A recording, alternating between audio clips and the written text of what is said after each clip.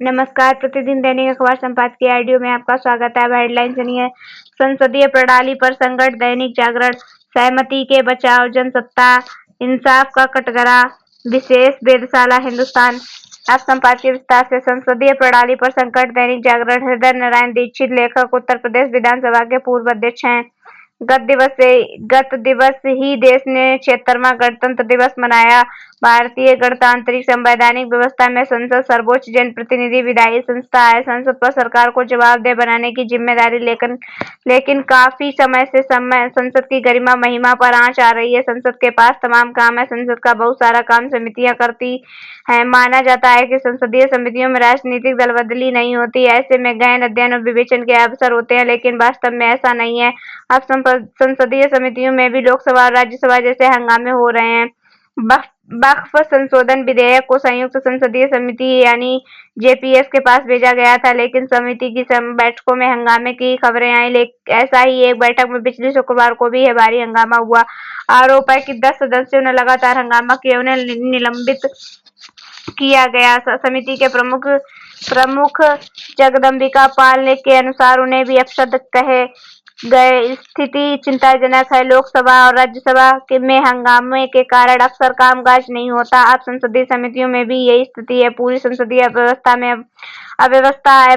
राज्य विधानमंडल भी संसद की देखा देखी घोर अव्यवस्था के शिकार हो चले हैं। देश के सभी सदनों में के पीठासीन अधिकारियों की कई बैठकें हो चुकी हैं। संसद के स्वर्ण जयंती अधिवेशन में हंगामा नहीं होने देने के लिए संकल्प लिए गए थे, लेकिन नतीजा शून्य रहा। दुनिया में भी कहीं ऐसा हंगामा नहीं होता। ब्रिटिश संसद पुरानी है। अमेरिका कांग्रेस, स्विट्जरलैंड की संघीय सभा, चीन की नेशनल पीपुल्स कांग्रेस, जापान की डायट और फ्रांस की संसद सामान्य रूप में चलती है। इन देशों की कार्यवाही में हुल्लड़ और हंगामे नहीं होते। संसद स्वयं पूर्ण संवैधानिक संस्था है। इंग्लैंड के राजनीतिक विचारकों ने संसद को अपने कार्य संचालन का स्वामी बताया है। भारतीय संसद भी अपने कार्य संचालन की संरक्षक है, लेकिन सदन के भीतर अमर्यादित व्यवहार, शोरगुल और अध्यक्षीय आसन के प्रति अपमान की घटनाएं बहुत होती हैं। जनता चाहती है कि संसद चले, पूरे समय चले, राष्ट्रीय विमर्श हो और दलों में परस्पर सद्भाव हो। क्या यह संभव है? इसे संभव को बनाने के लिए जरूरी है कि सत्ता पक्ष एवं विपक्ष कार्य संचालन के मुद्दे एकमत हों। नक्सलवाद से विरुद्ध निर्णायक लड़ाई। आर के बीच लेखक छत्तीसगढ़ के पुलिस महानिदेशक रहे हैं। पिछले साल केंद्रीय गृह मंत्री अमित शाह ने घोषणा की कि मार्च 2026 तक छत्तीसगढ़ के नक्सलवाद समाप्त कर दिए जाएंगे। नक्सल हिंसा में कमी आने के बावजूद अभी भी 10 राज्यों में 38 जिले नक्सलवाद से प्रभावित हैं। इन 38 में 15 जिले छत्तीसगढ़ में हैं, जिनमें 7 अत्यधिक प्रभावित हैं। विगत वर्ष केवल छत्तीसगढ़ में 2020 नक्सली मुठभेड़ में मारे गए, जो न केवल किसी एक वर्ष से अधिक समय बल्कि उनमें दंडकारक स्पेशल जोनम कमेटी के कम से कम 2 सदस्य भी सम्मिलित थे। हाल ही गरियाबंद मुठभेड़ में 14 से अधिक नक्सलवादियों के शव बरामद किए जा चुके हैं। उनमें कम्युनिस्ट पार्टी ऑफ इंडिया, माओवाद की सर्वोच्च केंद्रीय कमेटी का एक सदस्य भी सम्मिलित है। इन आंकड़ों से नक्सलवाद को प्रभावित क्षेत्र के सिकुड़ने के लक्षण स्पष्ट दिखाई देते हैं। इसका एक मुख्य कारण केंद्रीय और राज्य सरकारों की मजबूत राजनीतिक इच्छा शक्ति भी है। यह नक्सलवाद जैसी समस्या से निपटने के लिए जरूरी है, क्योंकि यह समस्या केवल छत्तीसगढ़ तक सीमित नहीं है। केंद्र और राज्य सरकारों में समन्वय इसलिए भी जरूरी है क्योंकि पुलिस और लोक व्यवस्था भारतीय संविधान की राष्ट्र सूची के अंतर्गत है और छत्तीसगढ़ सहित समस्त प्रभावित राज्यों में बड़ी संख्या में केंद्रीय सशस्त्र पुलिस बल तैनात है। सहमति के बजाय जनसत्ता। संसदीय सहमतियों की अपेक्षा की जाती है कि जिन विधेयक पर सदन में सहमति बन पाए, उन पर कानूनी दृष्टि से विचार विमर्श को सुझाव पेश करें। कई बार कुछ विधेयकों या कानूनों में संशोधन पर विपक्ष आपत्ति उठाता है और उन्हें संयुक्त संसदीय विचार समिति में विचार की मांग करता है। ऐसा इसलिए होता है कि संसदीय समितियों की निष्पक्षता पर सबको भरोसा होता है। संवैधानिक भावना यह है कि संसदीय समितियों को सत्ता पक्ष के दबदबे से दूर रखा जाए, ताकि विचार के लिए आए विषयों पर तार्किक और निष्पक्ष ढंग से विचार हो सके। मगर पिछले कुछ समय से जिस तरह संयुक्त संसदीय समितियों में हंगामे देखे गए हैं, उनमें उससे उसकी प्रासंगिकता पर भी सवाल उठने लगे हैं। वक्त संशोधन विधेयक पर विचार करना है। संयुक्त संसदीय समिति में संयुक्त समिति में एक बार फिर हंगामा हुआ और उसके अध्यक्ष ने इस विपक्षी सांसदों को एक दिन के लिए निलंबित कर दिया। विपक्षी सांसदों का आरोप था कि सरकार के इशारों पर काम नहीं कर रहा है और वे विपक्ष को अपनी बात रखने का मौका नहीं देना चाहते। इसकी लिखित शिकायत भी उन्होंने लोकसभा अध्यक्ष को भेजी है। दरअसल सरकार ने वक्फ कानून में संशोधन का विधेयक तैयार किया जाता है। उसके मुताबिक वक्फ के फैसलों को भी अदालत में चुनौती दी जा सकती है। फिर कोई भी ऐसी जमीन जिसे दान में नहीं दिया गया है वहां मस्जिद या अन्य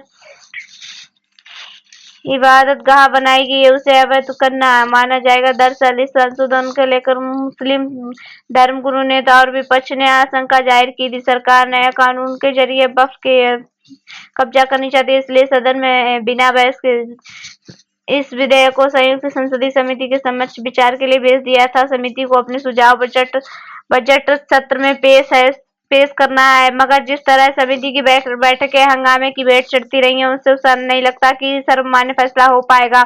इस संशोधन विधेयक के खिलाफ कई मुस्लिम संगठन भी संयुक्त संसदीय समिति के समक्ष विरोध जता चुके हैं। किसी संयुक्त संसदीय समिति में जब भी अध्यक्ष सत्तापक्ष का होता है तो ऐसे विवाद की गुंजाइश बनी रहती है।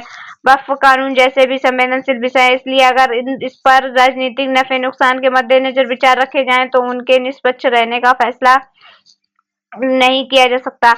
इंसाफ का कटघरा वर्ष 2008 में हुए मुंबई आतंकी हमलों की याद आज भी दिल दहला जाती है।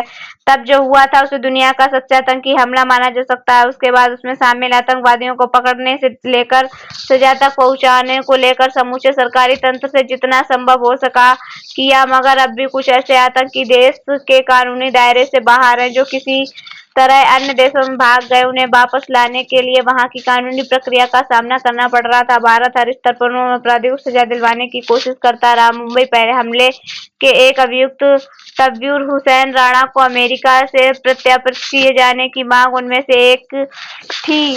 तब राणा इस मांग का विरोध कर रहा था और उसने अमेरिकी सुप्रीम कोर्ट में अपने प्रत्यर्पण के खिलाफ याचिका दाखिल की थी, मगर अब राणा की भारत को प्रत्यर्पित करने संबंधित पुनर्विचार याचिका को अमेरिका सुप्रीम कोर्ट ने खारिज कर दिया। इस तरह गुणा को भारत लाकर उस पर कानूनी प्रक्रिया चलाने का रास्ता साफ हो गया है। विशेष वेधशाला हिंदुस्तान भारत में और मंडल संबंधी वेद का इतिहास पुराना है। सूर्य के साथ हमारा संबंध और उससे समझने की अभिलाषा आदिकाल से सतत जारी है। इसी संदर्भ में बेंगलुरु में सौर वैज्ञानिकों का विशाल सम्मेलन स्वागत योग्य। यदि आधुनिक इतिहास की बात करें तो आज से 125 साल पहले दक्षिण भारत में कोडाइकनाल और खैर वेधशाला KSO की स्थापना हुई थी। यह एक ऐसा अवसर था जब अंग्रेजों ने भी भारत के सूर्य पर होने वाले शोध के महत्व को समझा था और इसके साथ ही भारत में आधुनिक सौर खगोल विज्ञान और भौतिकी का जन्म हुआ था। बेंगलुरु में दुनिया भर के करीब 200 वैज्ञानिकों ने मिलकर कोडाइकनाल और वेधशाला की स्थापना का जश्न मनाया है और 5 दिन तक सूर्य व सौर मंडल से जुड़े विविध विषयों पर उपयोगी चर्चा हुई है। भारतीय खगोल भौतिकी संस्थान IIA के लिए कोडाइकनाल और सौर वेधशाला KSO की 125वीं वर्षगांठ विशेष महत्व रखती है, क्योंकि भारतीय अंतरिक्ष वैज्ञानिकों की दृष्टि आदित्य L1 अभियान पर भी टिकी है। सूर्य को यथासंभव करीब से देखकर समझने की चेष्टा की वजह से भी ऐसे वैज्ञानिक सम्मेलन का महत्व बहुत बढ़ जाता है।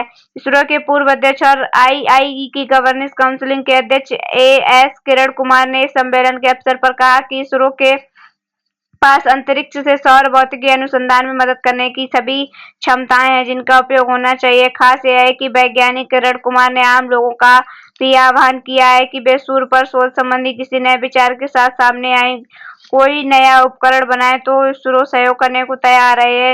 यह सुखद पक्ष है कि भारत में स्वतंत्र वैज्ञानिकों को भी इसरो हर संभव सुविधा मुहैया कराता है। सौर शोध संबंधी कोई उपयोगी उपकरण या सैटेलाइट अगर कोई तैयार करे तो उसे लॉन्च करने के लिए इसरो तैयार है। भारतीय वैज्ञानिकों को भी आशा है कि बेंगलुरु में आयोजित सम्मेलन से विश्व स्तर पर भी वैज्ञानिकों के बीच सहयोग बढ़ेगा। धन्यवाद।